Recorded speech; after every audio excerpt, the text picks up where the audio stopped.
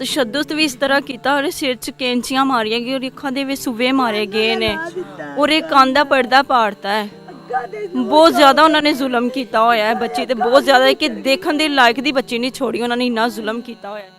پاکستان میں خواتین پر تشدد اور قتل کے واقعات افسوسناک حد تک عام ہو چکے ہیں، مگر بعض سانحات ایسے ہوتے ہیں جو دل دہلا دیتے ہیں۔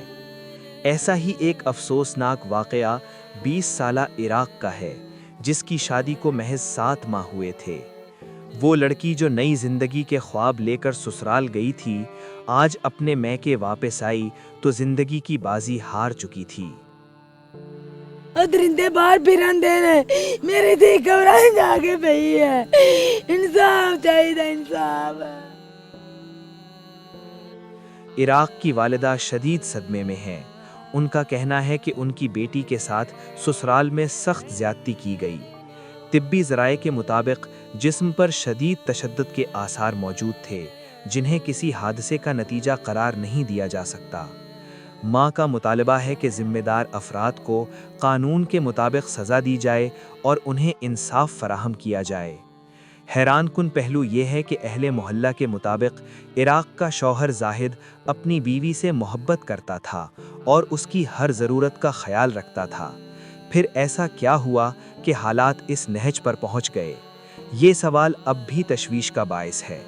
عراق کی بہنوں کا کہنا ہے کہ اس نے کبھی کھل کر کسی پریشانی کا ذکر نہیں کیا اور ہمیشہ یہی کہا کہ سب خیریت ہے۔ اطلاعات کے مطابق عراق کچھ دنوں کے لیے اپنی والدہ کے گھر آئی تھی، بعد ازاں اسے واپس بلایا گیا۔ رات تک سب معمول کے مطابق بتایا جاتا ہے، مگر صبح اسے ہسپتال منتقل کیا گیا، جہاں ڈاکٹروں نے شبہ ظاہر کیا کہ معاملہ محض حادثہ نہیں۔ اس کے بعد سسرال کے بعض افراد موقع سے غائب ہو گئے اور واقعے کو حادثہ قرار دیا جانے لگا، تاہم طبی رائے اس سے مختلف تھی۔ پولیس نے شوہر زاہد کو حراست میں لے لیا ہے، جبکہ دیگر افراد نے قانونی تحفظ حاصل کر لیا ہے۔ پوسٹ مارٹم رپورٹ کا انتظار ہے، مگر ابتدائی معلومات کے مطابق واقعہ تشدد کا نتیجہ معلوم ہوتا ہے اور ممکنہ طور پر 1 سے زائد افراد ملوث ہو سکتے ہیں۔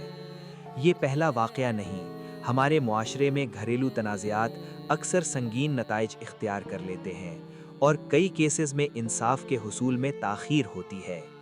عراق کی والدہ حکام سے اپیل کر رہی ہیں کہ شفاف تحقیقات کی جائیں اور ذمہ داروں کو قرار واقعی سزا دی جائے۔ یہ صرف ایک گھر کا المیہ نہیں، بلکہ ایک اجتماعی سوال ہے کہ کیا کمزور طبقے کو بروقت انصاف مل پاتا ہے؟ اگر ہم نے آواز بلند نہ کی تو ایسے واقعات کا سلسلہ رکنا مشکل ہوگا۔ عراق کے لیے انصاف کا مطالبہ صرف ایک خاندان کی پکار نہیں، بلکہ معاشرے کے ضمیر کی آزمائش ہے۔